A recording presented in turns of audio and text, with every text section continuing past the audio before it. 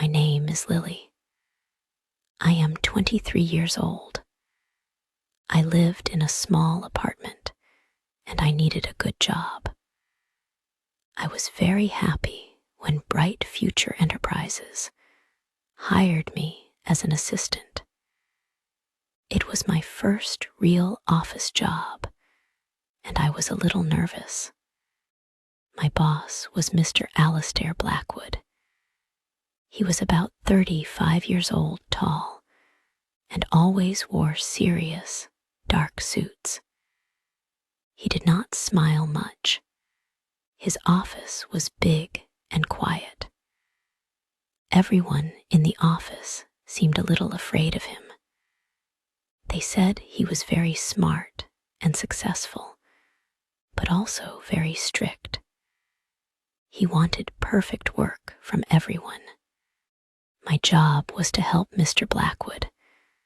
I answered his calls, organized his meetings, and typed his letters. I also brought him coffee. For the first few weeks, I was very careful. I did not want to make mistakes. Mr. Blackwood did not say much. He just gave me work. Sometimes he would say good or thank you. I thought he was a bit cold. One morning, I made his coffee. I usually made it black and strong. But that day, I added a tiny bit of cinnamon. My grandmother said it made coffee special. I was worried. What if he got angry? I took the coffee to his office. "Good morning, Mr. Blackwood," I said. He took a sip. He looked at the cup, then at me. "Miss Evans," he said slowly, "this coffee is different." My face felt warm. "Yes, sir. I added a tiny bit of cinnamon. I am sorry if you don't like it." He took another sip.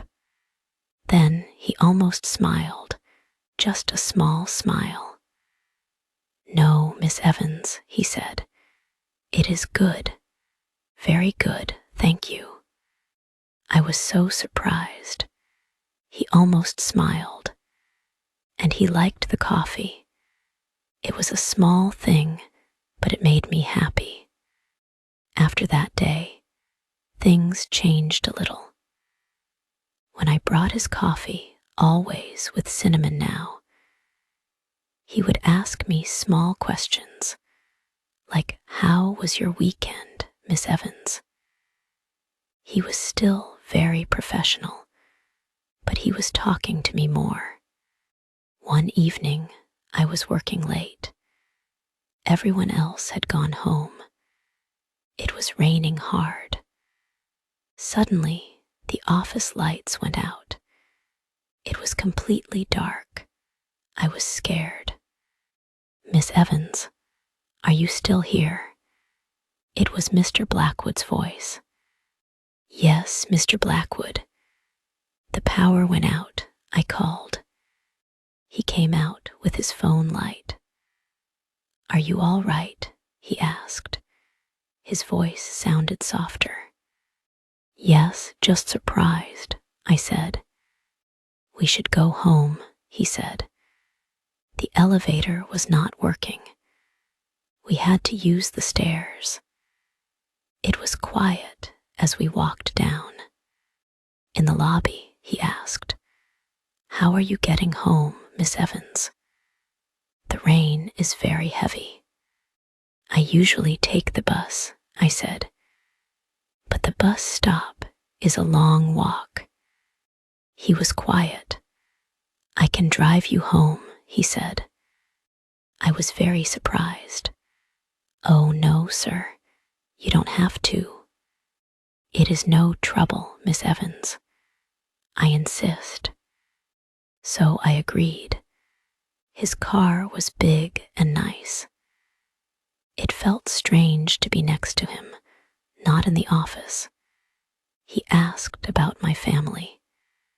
He told me a funny story. He laughed, a real laugh. It was nice.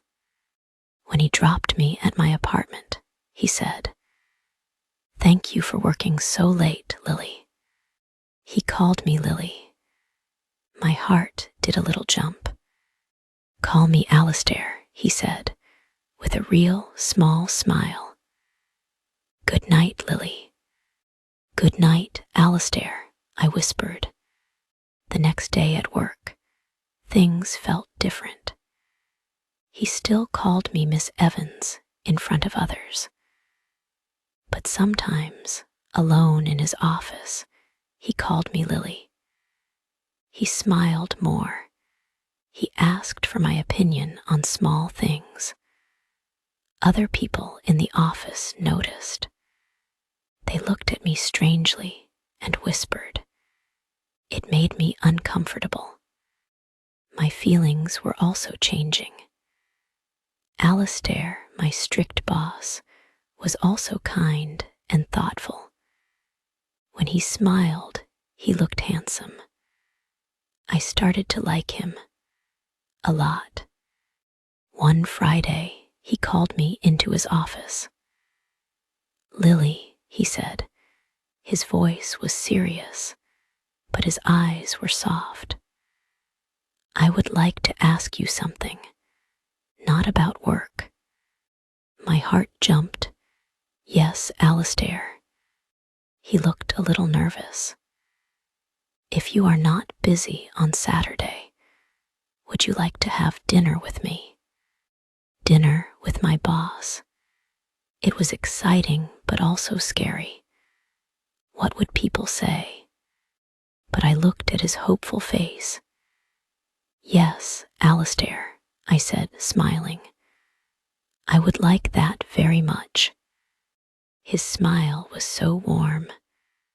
"Wonderful," he said. That Saturday, I was nervous. He picked me up. He was not wearing his dark suit. He looked relaxed. He took me to a beautiful Italian restaurant. We talked for hours. We laughed. He told me about his dreams. I told him about mine. It was the best evening.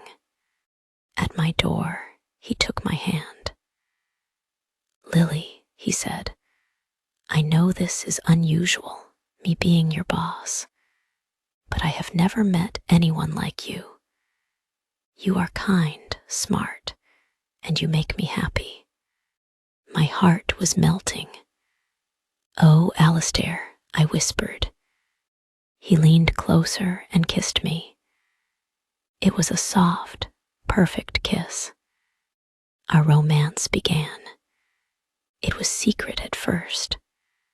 At work, he was Mr. Blackwood, and I was Miss Evans. Outside work, we were Alistair and Lily. We went for walks and quiet dinners. I was falling more in love every day. But office secrets are hard to keep. People started to guess. There were whispers and strange looks. Some people were jealous. It created tension. My work friends acted differently. It was difficult. Alistair saw I was unhappy. One day, he called a company meeting. I was nervous. He stood up. "I have an announcement," he said. "Lily Evans has been my assistant. She is wonderful. But our relationship has changed. Lily and I are together. We are in love." The office was silent. Everyone stared. "I know this is surprising," Alistair continued. "To avoid problems, Lily will move to a different department with a different manager next week. She deserves to be judged on her own work." Then he looked at me and smiled. "And one more thing," he said. He walked to me, got down on one knee and opened a small box. Inside was a beautiful ring. "Lily Evans," he said, his eyes shining. "Will you marry me?" Tears filled my eyes. The office gasped. "Yes," I cried. "Yes, Alistair, I will marry you." He put the ring on my finger. Everyone started clapping and cheering. Even the people who whispered before were smiling. My life changed so much. I found more than a job. I found tension, surprise, and then an unexpected, beautiful romance. My strict boss, Mr. Blackwood, became Alistair, the love of my life. And I learned that sometimes love can be found in surprising places, even in a serious office, with a boss who just needed a little cinnamon in his coffee to start smiling. Our future was bright.